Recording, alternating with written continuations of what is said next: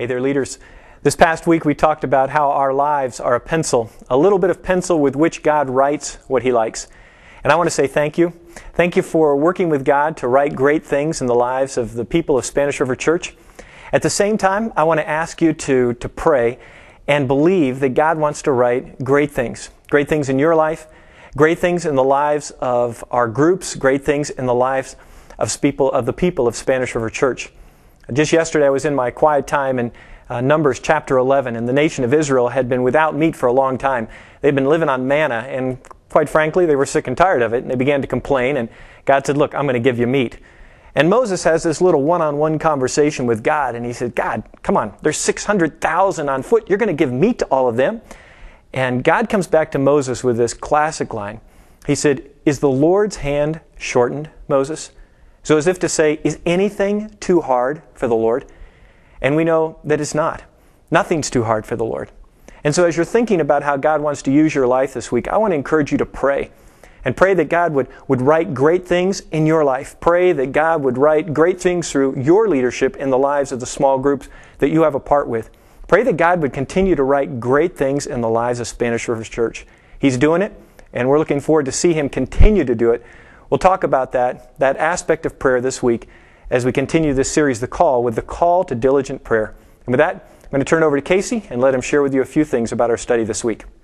Hello, small group leaders. This is Casey, and we are getting ready for week 7, which is the call to diligent prayer. It's coming up next week. Few things that you can do in order to prepare yourself for that. First off, really think through some of the successes and some of the failures that you've had in your own personal prayer life. By this time, the groups are definitely gelling. I've been reading the reports. We are really sensing a neat community appeal from our groups. Because of that, you as the leader, God's put you in a tremendous place to be able to influence and lead these people in certain directions. One of those directions that God's calling you this week is through prayer. Sharing your successes and your failures will, I believe, really have a strong impact on them. Share some of the things that have worked for you in the past, some of your struggles, some of the things that have been obstacles for you when it comes to a healthy prayer life. Tommy talks about a PQ, which is a prayer quotient, and how you can actually strengthen that. Share with your people how you've strengthened that throughout the past. Hey, lastly, at the end of the study, Tommy talks about some tools, CHAT and ABC. You'll hear about them in this weekend's sermons. Those are tools that help give your prayer life framework.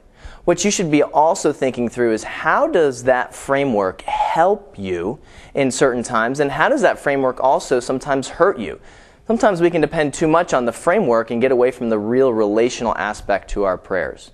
Hey, really looking forward to seeing who you're going to be sending to the Leadership 101 this coming Sunday. Appreciate you encouraging your groups in that way. Have a great weekend.